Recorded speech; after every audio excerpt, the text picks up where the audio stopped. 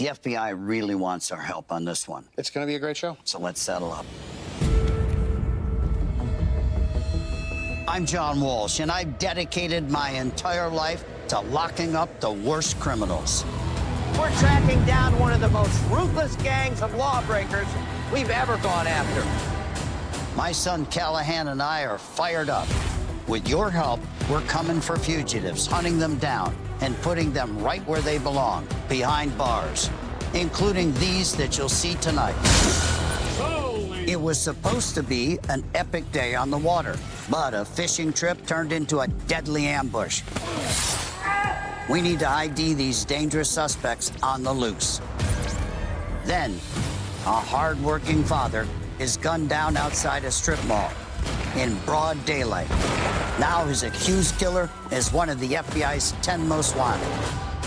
Let's find Omar Cardenas. Later, it was a bold bank heist caught on camera, pulled off by a goon with a gun, nerves of steel, and a plan to disappear. We're on the hunt for a bank robber the FBI calls the Red Hat Guy. And finally, tonight, canine cop Bo the Bloodhound is here. His nose for justice just earned him the honor of top dog in America.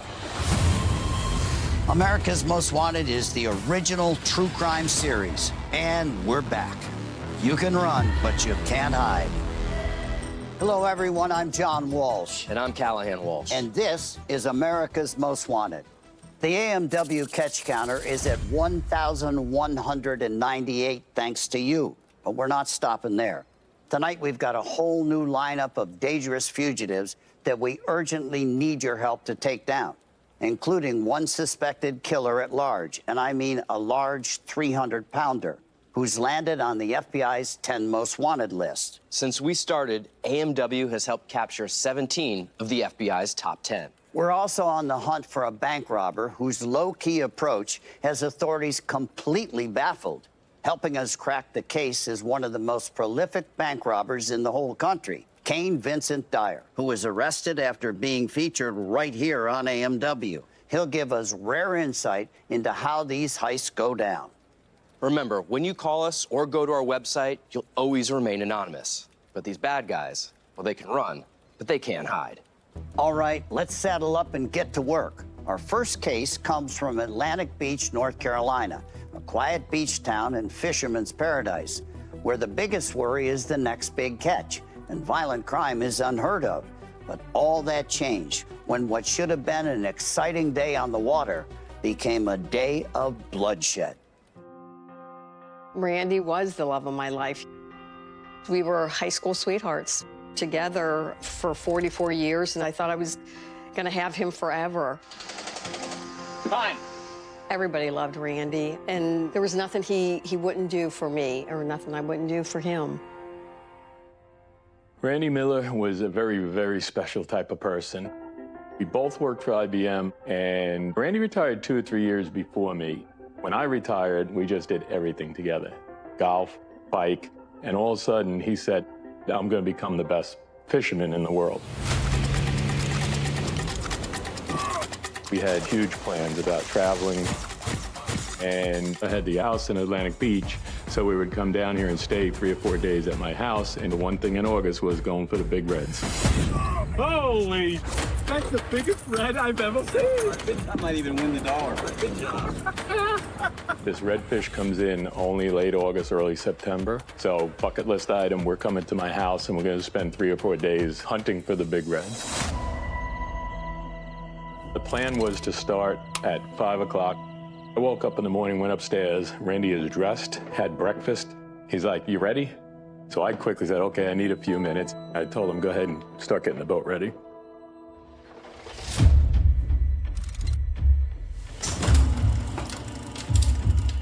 Randy didn't know it, but he was not alone on the quiet street.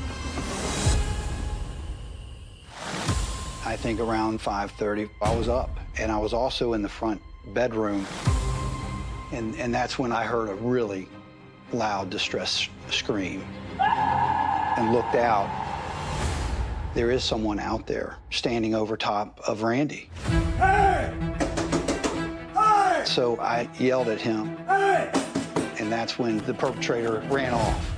I yelled to my wife, Leslie, and I said, hey, call 911, there's been an attack. 911, what's the emergency? Something terrible happened. Someone has been attacked outside. I think I'm gonna need to go on out. I just went running down in my pajamas and end up at Randy's side. Randy, I'm right here.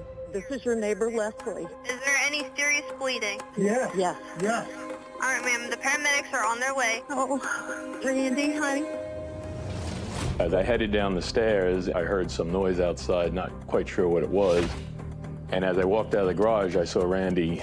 He was laying on the driveway right in front of the boat. I saw some blood, and he slowly was losing his breath and not looking very good. He was conscious, but he didn't describe what was happening to him.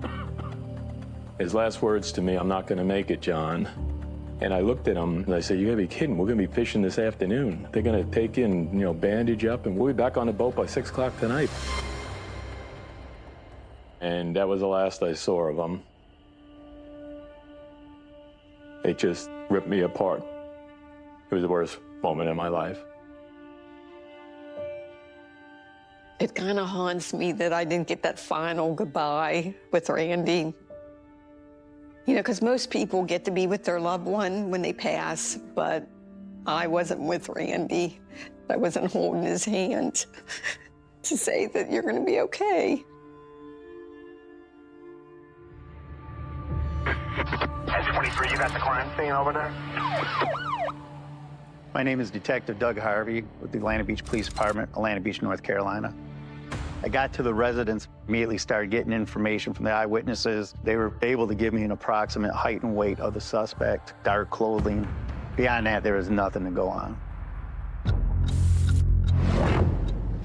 But there was 2 houses almost directly across from where John and Randy were staying at. There was a camera. One video, you see 3 suspects walking by. They were breaking into cars, checking door handles, see if the cars were unlocked. But as luck would have it, we did get a video right across the street from John's house. You look closely enough at that corner, you just see that it captured the attack. And you will actually hear Mr. Miller scream.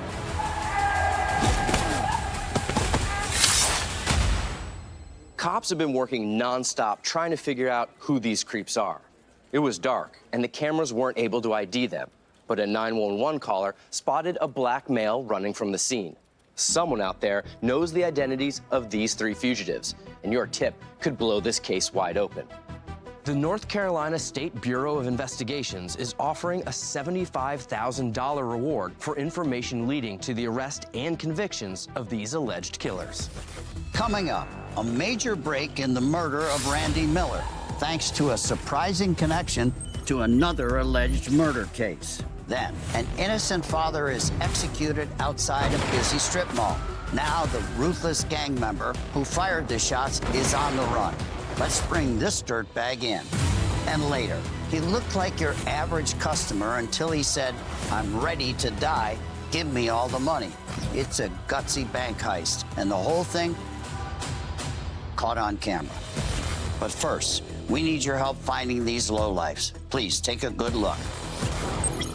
It's a terrifying scene in Chicago, Illinois. Pumping gas takes a deadly turn when 2 suspects open fire, killing a man in broad daylight. It all began when the suspect's blue Nissan pulled into a BP gas station on South Morgan Street on Chicago's South Side. Suspect 1 enters the store first, openly holding a gun and a cigarette. His accomplice follows closely behind. These 2 appear to look around, hoping to catch sight of their victim. Moments later, they leave, keeping an eye on the store's exit. Soon after, the victim exits the store, just off camera. That's when the gunfire erupts, striking the victim off camera. Patrons duck for cover. Miraculously, no one else is hit as 22 rounds spray the area.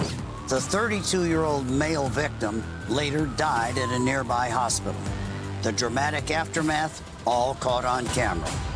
The suspects are described as black men, both with a medium build. They were last seen driving a blue Nissan. If you recognize them, call us or go to amwtips.com. We'll be right back.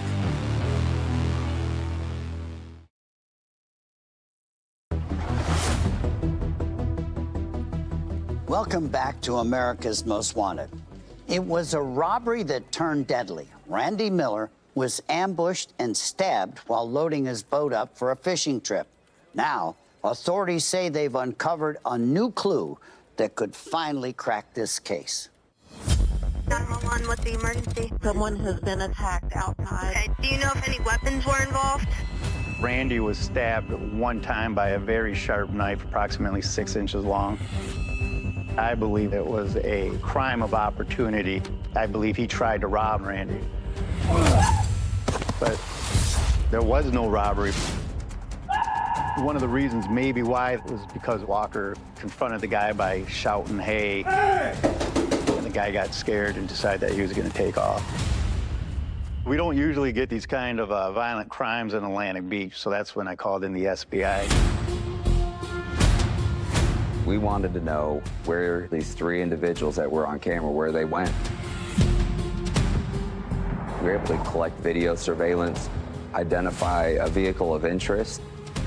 But with obscured surveillance images, law enforcement was unable to identify the car's license plate. So with the case at a standstill, the SBI agents took inspiration from another difficult case that had captured the nation's attention just a few years prior. Brian Koberger, the suspect in a quadruple homicide of 4 college students in Moscow, Idaho, was arrested after investigators connected him to the crime through DNA evidence, cross-referenced with ancestry databases, and a white Honda Elantra registered in his name caught on surveillance fleeing the scene. The SBI agents were able to get the surveillance video to the very same FBI expert who broke the Moscow, Idaho case. Using proprietary software that cross-references a multitude of vehicle design elements with the surveillance footage, the FBI expert identified the car's make and model.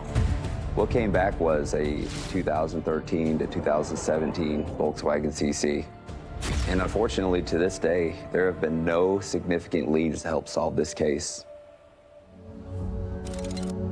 I wake up every morning and I relive the experience that happened here. I think if they were able to capture these individuals so that they can never do this to anyone else again, that would give me some level of comfort.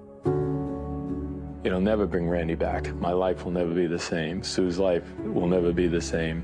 But I think I will feel better when they are behind bars. Now I'm angry. You know, I want these people caught because it's like they get to live their lives. You know, they're not paying the price of what they did. You know, this guy had a choice. He did not give my husband a choice. I mean, it breaks my heart that he's not here.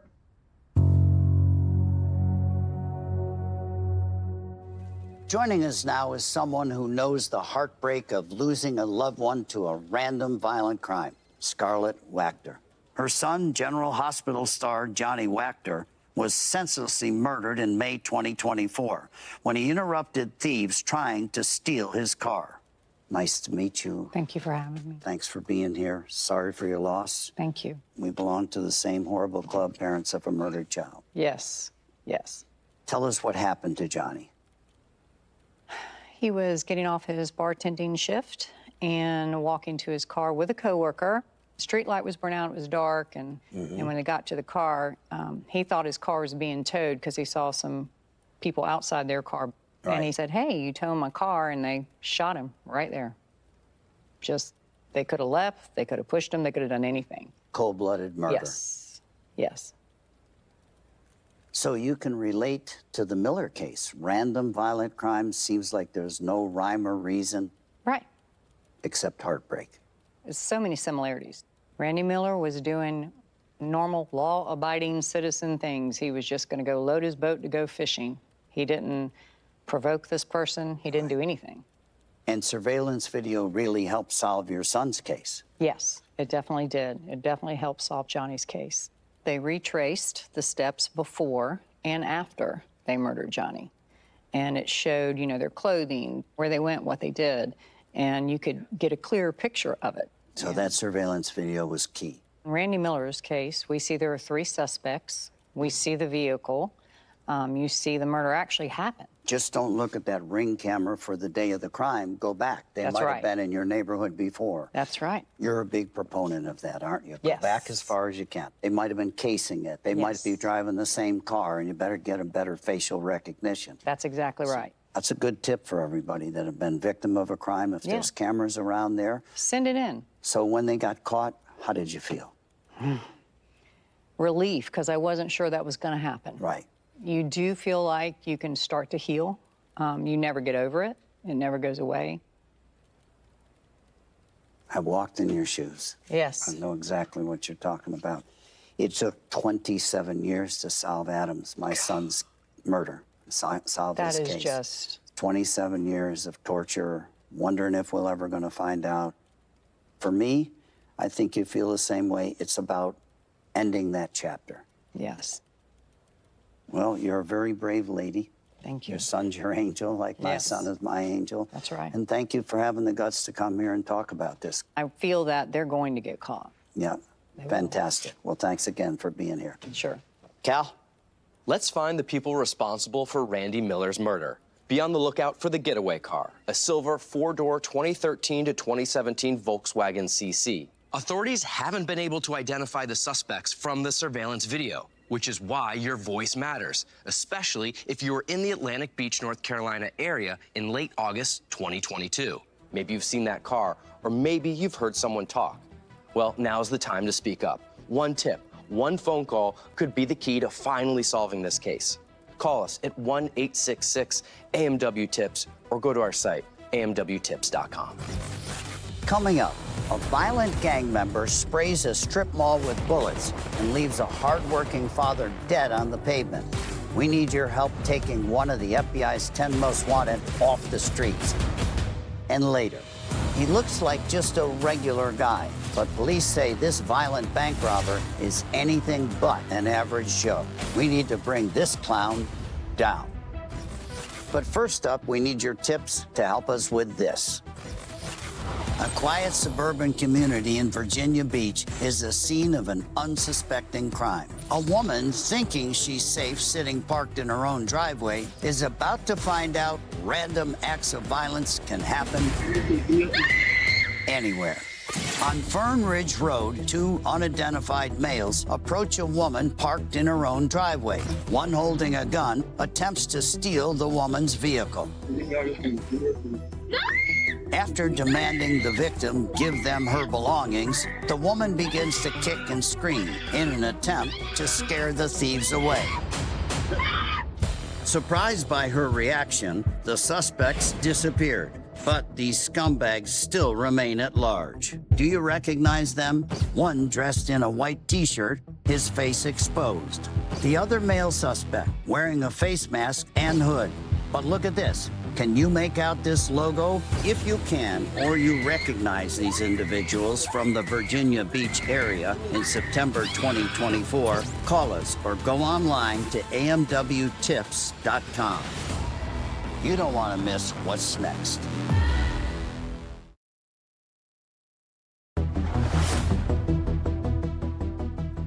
This year marks 75 years of one of the most powerful crime-fighting tools ever created, the FBI's 10 Most Wanted list. Out of more than 500 fugitives who've made that notorious list, get this, 17 were caught because of you and the tips you gave us right here at America's Most Wanted.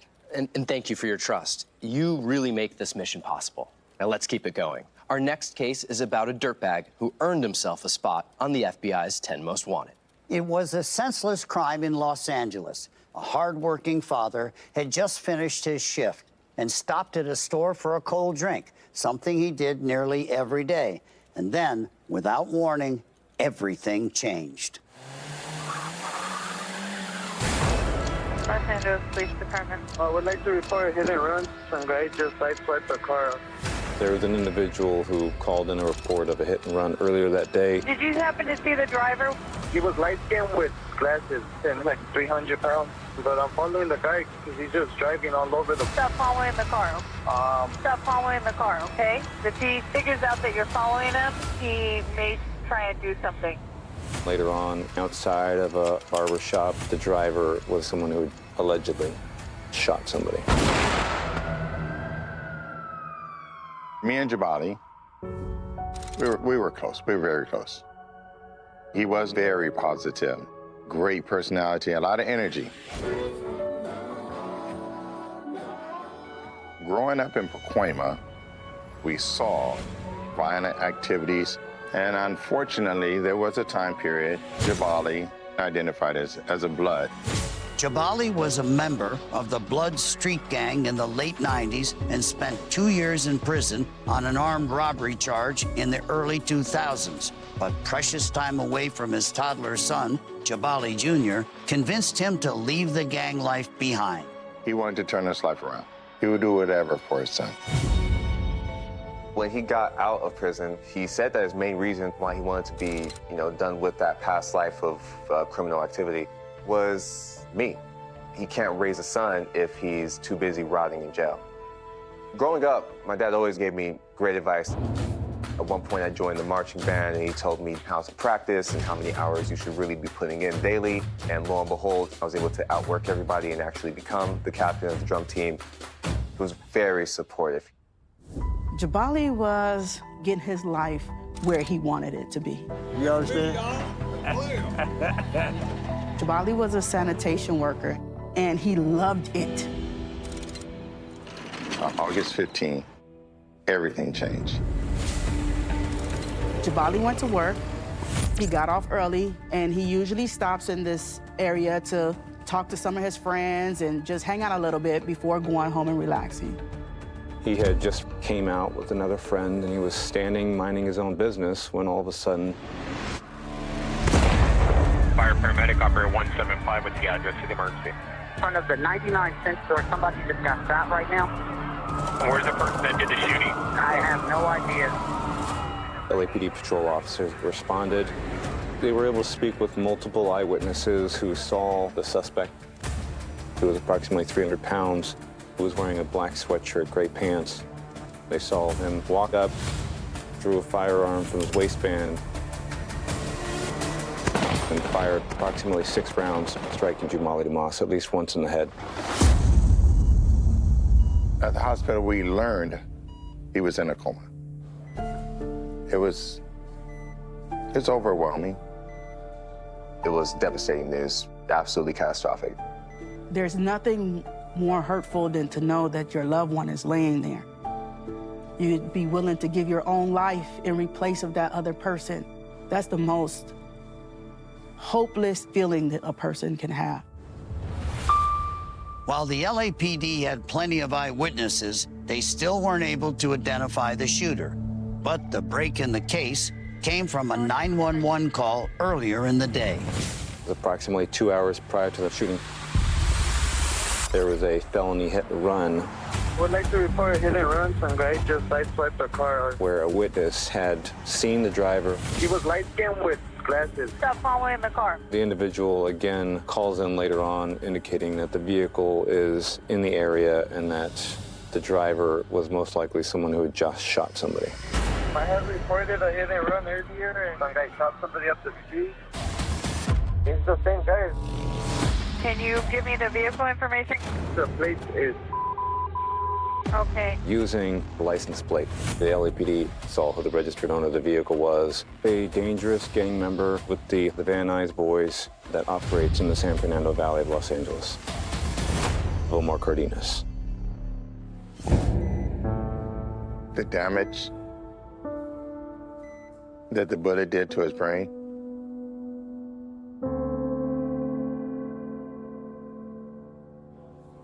The neurosurgeon basically said it was in God's hands.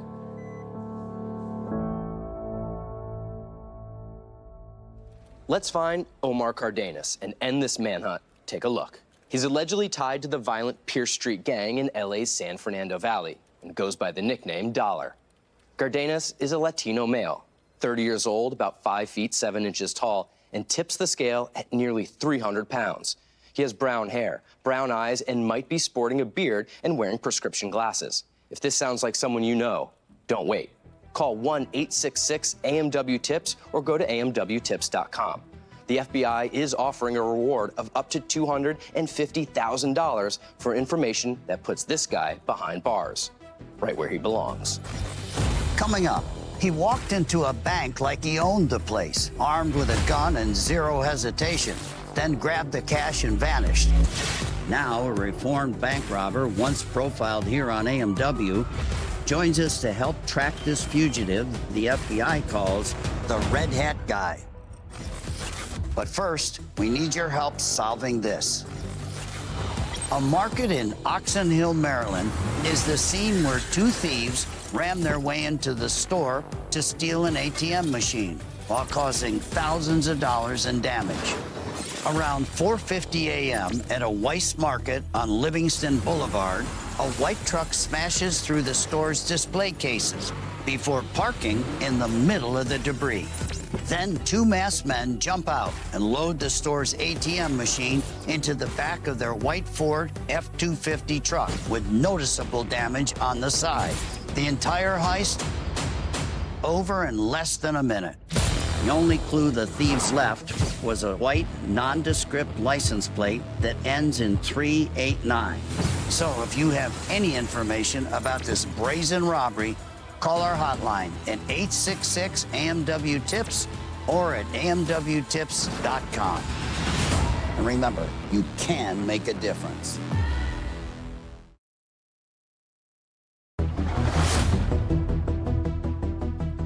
Welcome back to America's Most Wanted.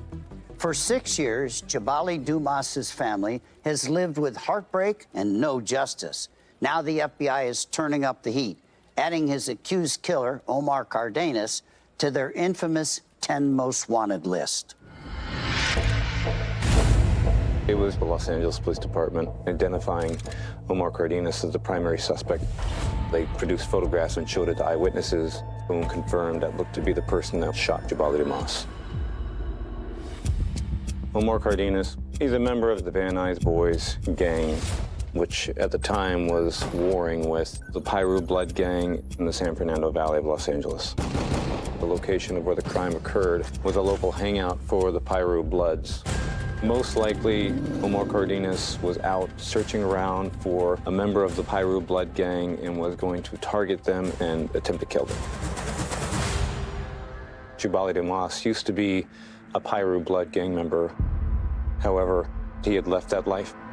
Jabali was in the wrong place at the wrong time.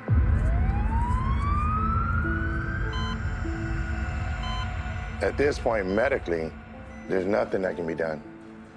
We stayed there until he took his last breath. Authorities in Los Angeles start a citywide manhunt for Cardenas, who is very well known to law enforcement. Omar Cardenas got a young start to criminal activity. In 2016, he had a narcotics arrest following the murder of Jabali Dumas. Omar Cardenas has been added to the FBI's top 10 most wanted because of his violent nature, as well as his ability to evade detection by law enforcement for several years at this point. Jabali being murdered has devastated our family. It's not a day that goes by that we don't think about Jabali. I still think about my dad every single day. When my protector is gone, my advisor is gone, it is the ultimate feeling of loneliness. It's just like someone takes a knife, jabs it in your heart, and just twist and twist and twist. And to watch his only son have to witness that is so unfair. Omar Cardenas needs to be caught. What he did was wrong, and it's only fair that he be brought to justice.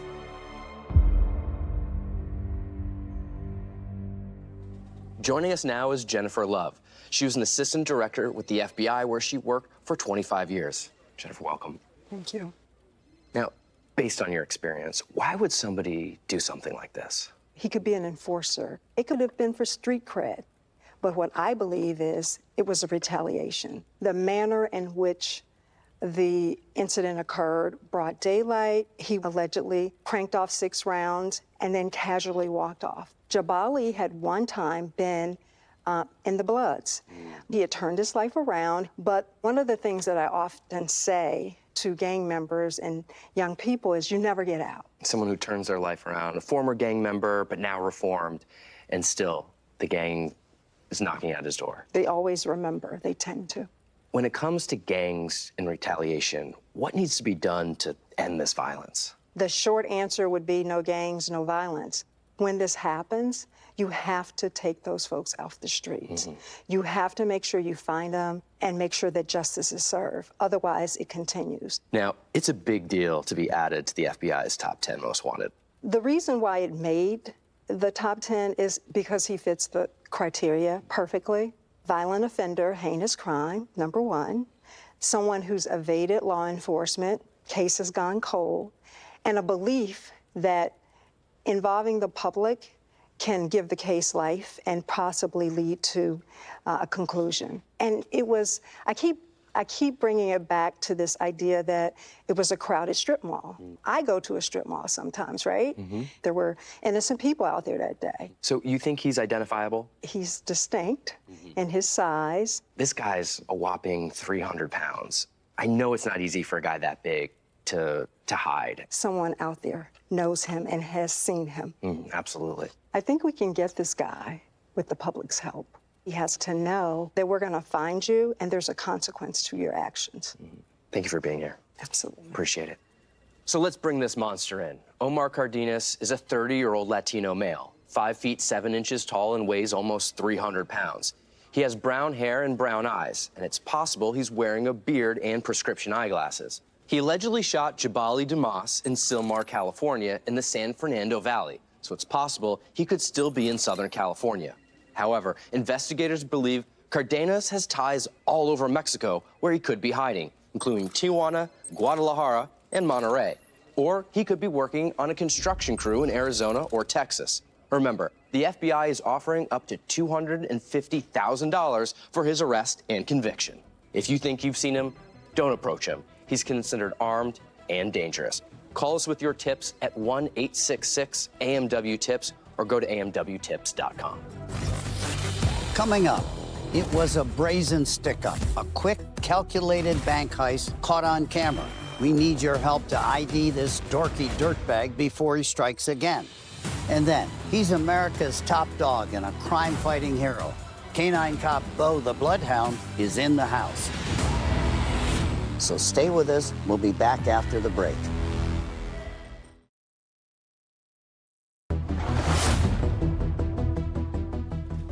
Welcome back. Now, this next case is a wild one. Not because the dirtbag stands out, but because he totally doesn't. Dressed more for a golf outing than a bank robbery, this crook in khakis pulled off a major bank heist. My name is Paris Capilupo. I'm a detective with Montgomery County Police Department, and I'm also a task force officer with the Federal Bureau of Investigation. September 16, 2022, it was a busy Friday afternoon in Silver Spring. Approximately 12:25, we were notified that a man walked into the Truist Bank armed with a handgun inside his waistband. He's wearing a red hat with an unidentified logo on the hat. When he first walked into the bank, he asked to speak with a manager, which is not typical of average bank robbers. They want to get in and get out. The man in the red hat then follows the bank manager into her office and pulls out a handgun. He then orders her to take him to these unsuspecting tellers. The suspect in his actions and his words escalated this very quickly. Told the employees he wasn't afraid to die, that he would shoot them in the head, don't push any buttons or alarms. He terrified all the employees in that bank. Customers fell to the floor in fear and fled the bank in a panic. Once the suspect left, a teller hit the silent alarm and called 911. After just 4.5 minutes inside, the suspect instructed the manager to walk him to a nearby parking garage, where surveillance caught him in a stairwell. But beyond that, nothing. No footage of his car, no sign of where he went, like he knew exactly where the cameras were located. This bank robbery was not a small heist. In fact, it's the biggest heist I've worked in my 12 years of working bank robberies. When he left, he turned to the tellers and said, "Sorry for ruining your Friday." Based on how smoothly this bank robbery went, we do believe that he's done this before. He knew exactly what to say, where to go, and how to get out without leaving a trace. One of the most striking things we observed is his use of the firearm and his discipline with keeping his finger off the trigger. We find that to be only reserved for law enforcement, security, military during a traumatic event like this. This man is armed and dangerous and still at large. If you recognize this person, please contact your local authorities. You could help prevent his next heist or something worse. Joining us now to discuss this bizarre case is a guest who was once a fugitive we featured right here on America's Most Wanted, and one of the biggest bank robbers in the country, Kane Vincent Dyer, known as the Kangaroo Bandit. Hello, sir. Nice to see you. Nice to see you. You're on the right side. It's nice to be invited here versus being featured. Did you know we were on to you? Once I was featured, I actually had several friends call me and say, "We think we just saw you on America's Most Wanted," or "There's a guy who looks just like you on America's Most Wanted." And I tried to lean on the "he looks just like me." But it really did put a lot of pressure on me. It was, I guess you can call it the beginning of the end. The beginning of the end. Yes, sir. While you were out there, how many banks did you rob? I robbed approximately 30 in the Los Angeles County area and about 75 more outside of that, so approximately 100 banks total. What stands out about this bank robber? He wasn't a pro like you. I don't think so. Well, it seems that way. It seems that way. Amateur hour. It seems he made a few mistakes. Yeah. He didn't take a bag in, something to carry the funds with, which speaks to two things, either nervousness where he forgets, or he knows that area and he knows they'd have bags and things that he could put the loot in. Right. This video of this robber, he doesn't have his finger on the trigger. Do you think that this robber could be military or law enforcement? That's exactly what I think. That's one of the things you learn doing basic training. Gun safety. Keep that finger off the trigger. Absolutely. Right. And also, he has a limp, which would tell me he's probably on disability. Maybe the disability hasn't been able to cover everything. The fact that he said he was ready to die, this guy's hurting. This guy's hurting. It's probably not his regular thing he does. I felt the same way, but you turned yourself in, am I right? Yes, sir. I turned myself in. The number one motivating factor in my life was my family, my daughters. How can I tell them what's right and wrong when their dad's a criminal? Right. It was a hard decision. And I'll tell this gentleman that. Right. It's going to be a hard decision to pick up that phone and turn yourself in. Mm-hmm. Every sinner has a future and every saint has a past. He can put his life back together, just as I did, and do the right thing. You're proof you can turn it around and do something good with your life. I hope so, sir. Cal? Let's take a close look at this bank bandit. He's a white male, in his 50s, about 6 feet tall, and weighs 230 pounds. This guy has an everyman kind of look, but don't be fooled by his appearance. He's got a practiced grip on his weapon, leading investigators to believe he may have training in law enforcement, the military, or even private security. And there's one more key detail. He walks with a noticeable limp. If you've seen him, consider him armed and dangerous. Call 1-866-AMW-TIPS or go to amwtips.com. Coming up next, he's got a badge, 4 legs, and one incredible nose. All the way from Gastonia, North Carolina, Bo the Bloodhound is here. Plus, more details on the fugitives we're looking for tonight. We need your tips to get some dangerous people off the streets. Let's get these dirt bags.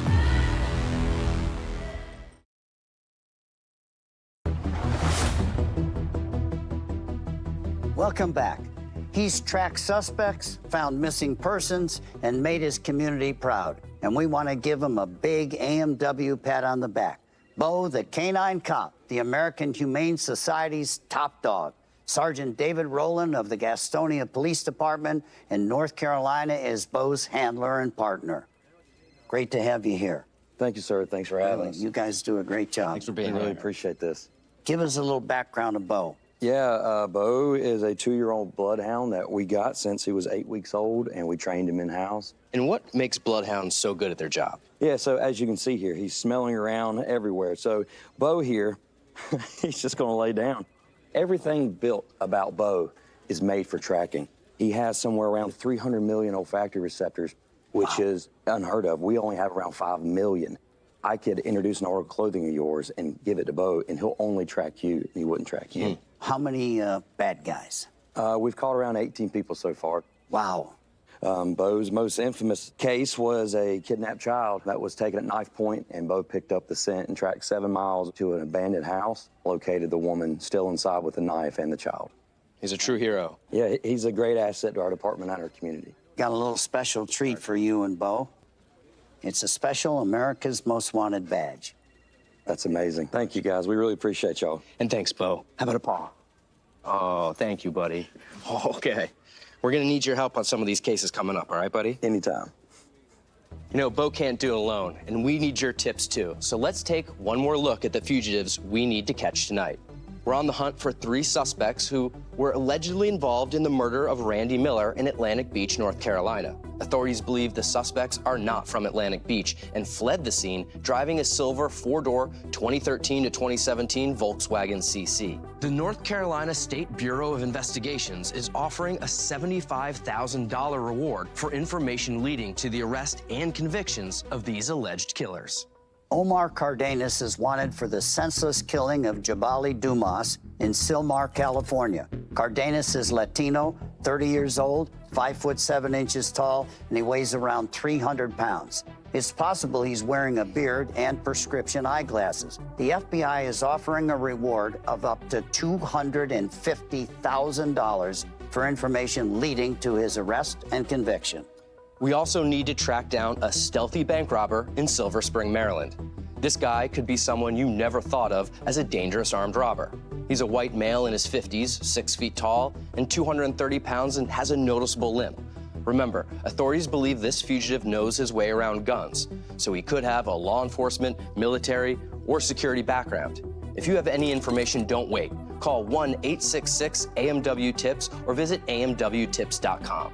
Let's bring these fugitives to justice. Now, before we go, let's take a quick look ahead to next week at a fugitive we're tracking down. A torched home, a shattered family. It's a brutal triple murder, and the manhunt for one of the most wanted fugitives in the Pacific Northwest is on. Your tip could bring this alleged killer in. Next week on America's Most Wanted. Thank you for watching. I'm Callahan Walsh. Stay safe, and we'll see you next time. And I'm John Walsh. Remember, you can make a difference.